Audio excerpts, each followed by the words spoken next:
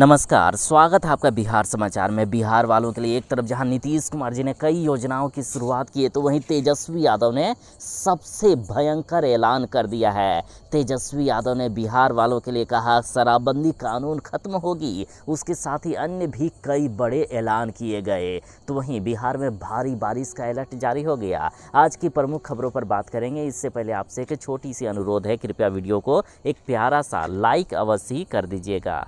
इस विधानसभा चुनाव के बाद यदि सरकार बदलती है तो कुछ बदले या ना बदले, लेकिन शराबबंदी कानून खत्म हो जाएगा। देखिए, तेजस्वी यादव के बाद अब कांग्रेस ने ऐलान कर दिया है कि यदि महागठबंधन की सरकार बनेगी तो शराबबंदी को खत्म कर दिया जाएगा। पहले की तरह ही ठेके पर मिलेगी शराब, यानी शराब की दुकानों को खोल दिया जाएगा।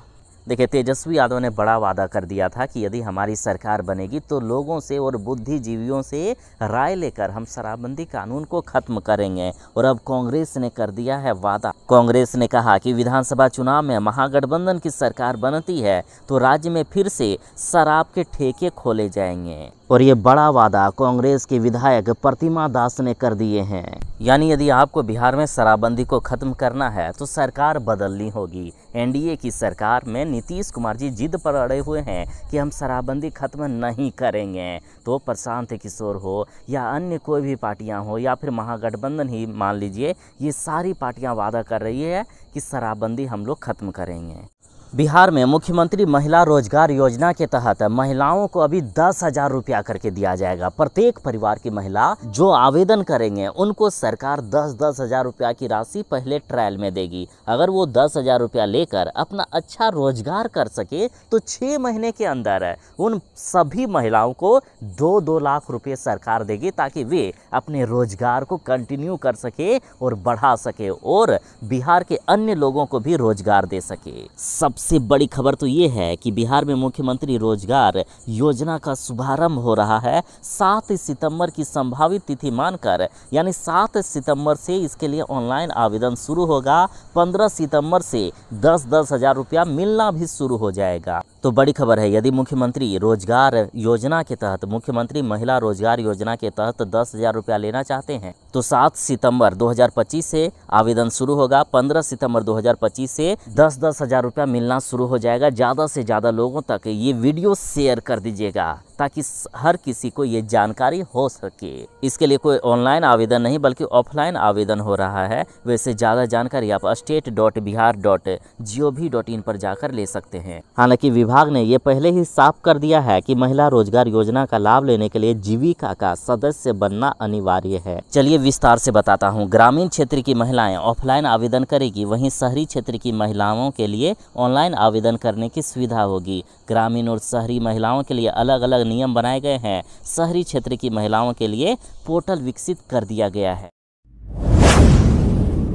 बिहार विधानसभा चुनाव से पहले जो लोगों के सबसे बड़ा सवाल था कि क्या इस बार चुनाव में शराबबंदी को खत्म किया जाएगा, तो देखिए आ गई है बड़ी खबर। प्रशांत किशोर ने ऐलान कर दिया कि बिहार में फर्जी शराबबंदी हम खत्म करेंगे। लोगों को अब नहीं देनी होगी 100 रुपये वाली शराब की 300 रुपये तक की कीमत, वो भी नकली और जहरीली शराब की। प्रशांत किशोर ने सीधा कह दिया है कि उनकी सरकार बनने पर सबसे पहला काम शराबबंदी को खत्म करने का किया जाएगा। सरकार बनने के बाद दिन या महीने नहीं लगेंगे, सिर्फ आधे घंटे के अंदर सबसे पहला काम होगा शराबबंदी को खत्म करने का। यानी यदि प्रशांत किशोर की सरकार बनती है तो आधे घंटे में शराबबंदी खत्म कर दिया जाएगा। साथ ही प्रशांत किशोर ने यह भी वादा किया है कि 60 साल से ज़्यादा उम्र के जो भी बुजुर्ग हैं या फिर दिव्यांगजन हैं या फिर जिनको विधवा पेंशन मिलता है, ऐसे जितने भी प्रकार की पेंशन की राशि है उसे बढ़ाकर 2,000 रुपया कर दिया जाएगा। नीतीश सरकार ने अभी 400 रुपये से बढ़ाकर 1,200 किए हैं ना,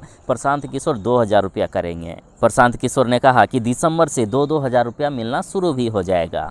इससे भी बड़ा वादा प्रशांत किशोर ने ये कर दिया है कि जब तक सरकारी स्कूलों की कंडीशन सही नहीं हो जाती है तब तक 15 साल तक के बच्चों को प्राइवेट स्कूल में, चाहे किसी भी प्राइवेट स्कूल में पढ़ा लीजिए, सरकार उनका स्कूल फी भरेगी।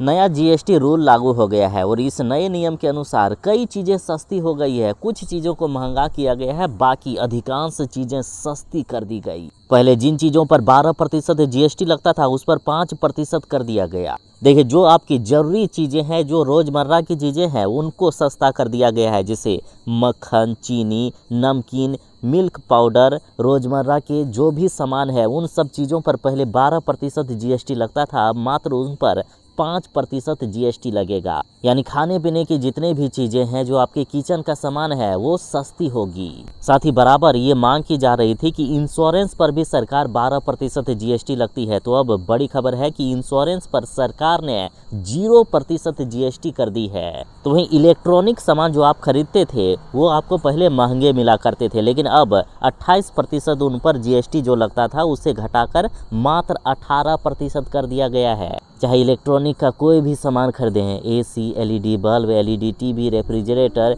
या कोई भी सामान, उन पर अब कम जीएसटी लगेगा, यानी अब आपको सस्ती मिलेगी वो चीज़ें। यदि आप गाड़ी खरीदते थे तो जितना गाड़ी का दाम नहीं होता था उससे ज़्यादा तो आपको टैक्स देना पड़ता था, लेकिन अब गाड़ियाँ भी सस्ती हो गई है। यदि आप नई गाड़ी खरीदना चाहते हो तो देखिए, 2 व्हीलर खरीदने पर पहले 28% जीएसटी लगता था, अब मात्र 18% जीएसटी लगेगा। तो वहीं कार जो 1200 सीसी का कम तक खरीदते हो तो 28% उन पर जीएसटी लगता था, उसे घटाकर 18% कर दिया गया है। यानी छोटी कार यदि खरीदते हो तो काफ़ी सस्ती मिल जाएगी। यानी सेकेंड हैंड कार खरीदना का सोच रहे हो तो अब रुक जाइए, अब नई कार भी आपको वैसे ही दर पर मिल जाएगी। लग्जरी कार और बाइक जो कि 350 सीसी तक है, जैसे बुलेट वगैरह या केटीएम वगैरह, उन पर अब 40% कर दी गई है जीएसटी। और सुनिए, युवा पीढ़ी के लिए बड़ी खबर है, मूवी टिकट अब सस्ती हो गई है। मूवी टिकट पर 12% जीएसटी लगता था, अब मात्र 5% लगेगा। तो वहीं होटल रेंट पर पहले 12% जीएसटी लगता था, उस पर भी अब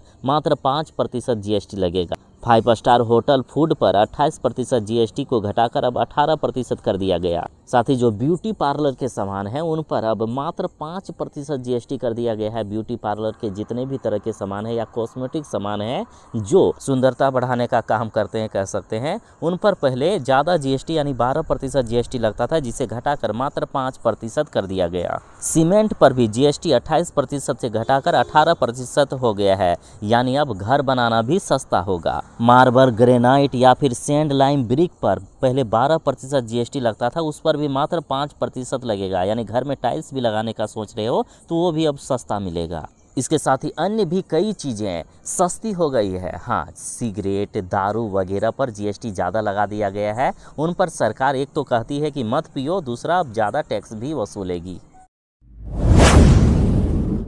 मुख्यमंत्री नीतीश कुमार जी बिहार के स्नातक पास यानी जो ग्रेजुएट हो गए हैं वैसी सभी बिहार की महिलाओं को 50-50 हज़ार रुपया की राशि दे रही है और इसके लिए ऑनलाइन आवेदन प्रक्रिया जारी है। और अब बड़ी खबर आ चुकी है, ऑनलाइन आवेदन करने का लास्ट डेट बढ़ा दिया गया है। तो अब तक भी जिन्होंने आवेदन नहीं किया है, चाहे इस सत्र के हो या पहले, यदि किसी सत्र में स्नातक पास किए हुए हो और अभी तक पैसे नहीं मिले हैं तो आवेदन कर सकते हैं। सरकार ने कहा है कि सभी छूटे हुए और इस सत्र में जितने भी लोग पास हुए हैं सभी को इस बार 50-50 हज़ार रुपया दे दिया जाएगा। देखिए, वैसे इसके लिए ऑनलाइन आवेदन 25 अगस्त 2025 से ही शुरू है। ऑनलाइन आवेदन करने की लास्ट डेट 5 सितंबर 2025 तक थी, लेकिन अब इसे बढ़ाकर 14 सितंबर 2025 तक कर दिया गया है। तो जितने भी महिलाएं छूट गए हैं जो ग्रेजुएट पास हैं वो 14 सितंबर तक पोर्टल खुला हुआ है। मुख्यमंत्री कन्या उत्थान योजना के तहत आवेदन करें,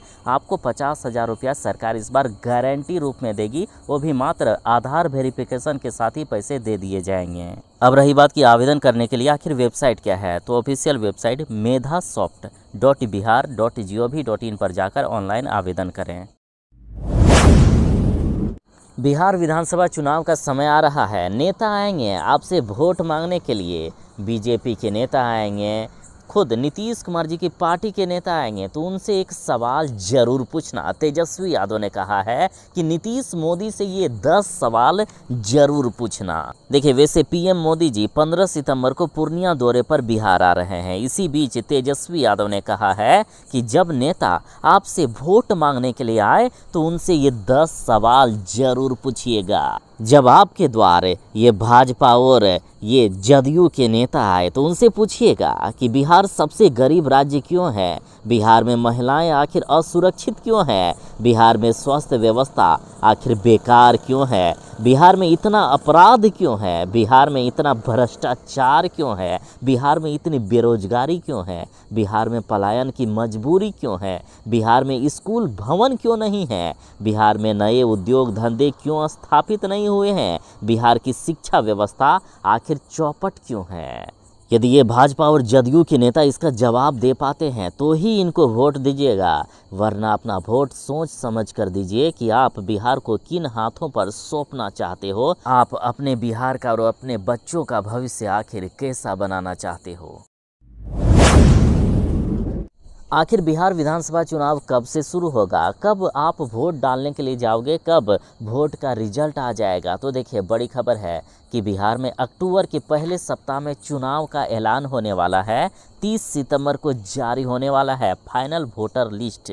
जानकारी के मुताबिक दुर्गा पूजा दशहरा के बाद बिहार में चुनाव की घोषणा की जाएगी। आयोग छठ पूजा के बाद बिहार में मतदान की तारीख की घोषणा करेगी। 5 से लेकर 15 नवंबर के बीच मतदान होगा, यानी वोट डाले जाएंगे और 20 नवंबर को मतगणना की तारीख तय हो सकती है और 22 नवंबर की डेडलाइन से पहले बिहार चुनाव का रिजल्ट जारी कर दिया जाएगा। पूरी चुनाव की प्रक्रिया संपन्न कर ली जाएगी। 22 नवंबर डेडलाइन है, यानी 5 से 15 नवंबर के बीच चुनाव होगा। 20 नवंबर को मतगणना होगी और उसी दिन रात को रिजल्ट आ सकता है। ये भी कहा गया है कि 30 सितंबर को फाइनल वोटर लिस्ट जारी हो सकता है। देश के कई राज्यों में बाढ़ और बारिश ने तबाही मचाकर रख दी है। गुजरात में बाढ़ आ गया है, बिहार के कई जिले डूबने लगे हैं और इसी के साथ मौसम विभाग ने और एक भयानक अलर्ट जारी कर दिया है। मौसम विभाग ने कहा कि आज से लेकर 12 सितंबर तक पूरे बिहार में जमकर बारिश होगी, ताबड़तोड़ बारिश होगी, रिकॉर्ड तोड़ बारिश होगी। इतनी ज़्यादा बारिश होगी कि इस बार बारिश या मानसून के दिनों में भी नहीं हुई होगी।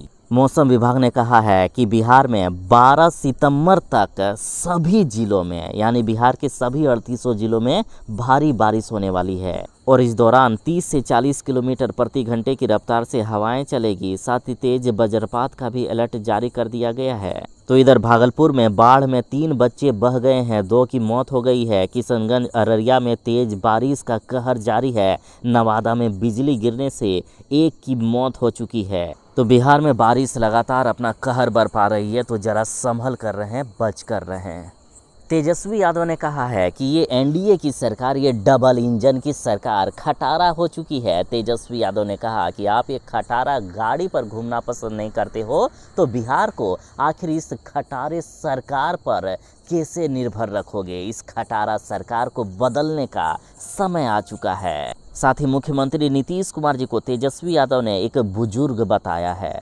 तेजस्वी यादव ने कहा कि ये सरकार अपनी उम्र पूरी कर चुकी है और अब बिहार को चलाने में ये सक्षम नहीं है। तेजस्वी यादव ने नीतीश कुमार जी पर व्यक्तिगत हमला करते हुए कहा कि नीतीश कुमार पर अब उम्र हावी हो चुकी है और भाजपा नेता अमित शाह ने तो पहले ही कह दिया है कि अब नीतीश कुमार जी को मुख्यमंत्री नहीं बनाया जाएगा। बीजेपी ने नीतीश कुमार जी को हाईजैक कर लिया है। नीतीश कुमार जी की उम्र हो चुकी है, अब वे बुजुर्ग हो गए हैं, अब उन्हें बिहार चलाने नहीं देना चाहिए क्योंकि बिहार चलाने के वे लायक ही नहीं हैं। अमित शाह ने साफ कह दिया है कि चुनाव तक ही नीतीश कुमार जी मुख्यमंत्री रहेंगे, यानी भाजपा उनसे चुन चुन कर अब बदला लेने वाली है, ऐसा तेजस्वी यादव कहते हैं। तेजस्वी यादव ने कहा है कि नीतीश कुमार पूरी तरीके से भाजपा के दलदल में फंस गए हैं, अब इससे बाहर निकलना भी उनके लिए असंभव है।